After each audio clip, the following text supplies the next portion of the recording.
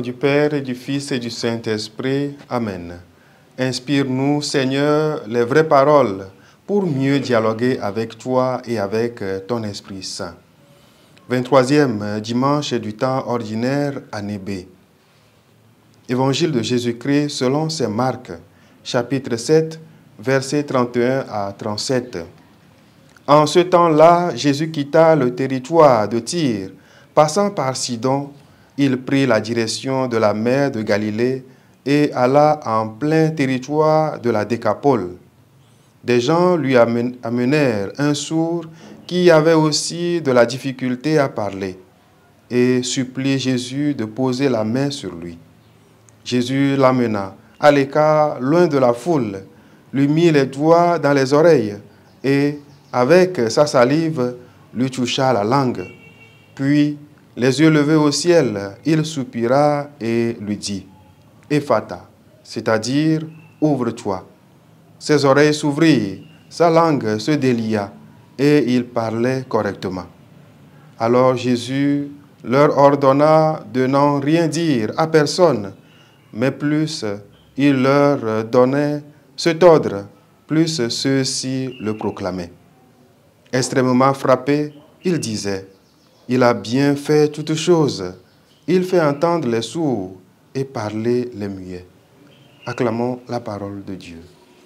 Frères et sœurs, le passage de l'évangile de ce dimanche nous invite à ouvrir nos oreilles et nos cœurs à la parole de Dieu, à accueillir sa guérison et son amour et à témoigner de lui avec zèle et perfection.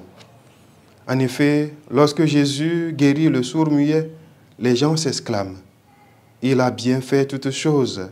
Il fait entendre les sourds et parler les muets. » Cette guérison, chers frères et sœurs, est un signe de la compassion agissante de Jésus envers notre humanité blessée par le péché.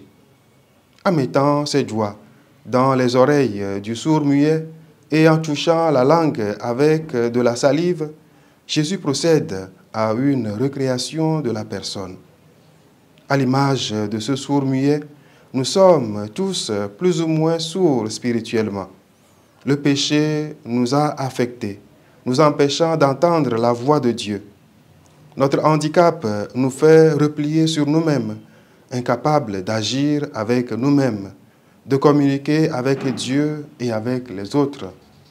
Ouvrons-nous donc à Dieu et à l'action de son Esprit Saint et soyons exigeants envers nous-mêmes en accomplissant nos responsabilités avec soin et perfection.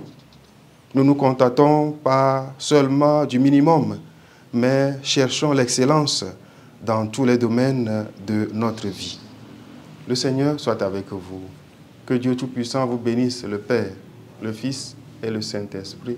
Amen.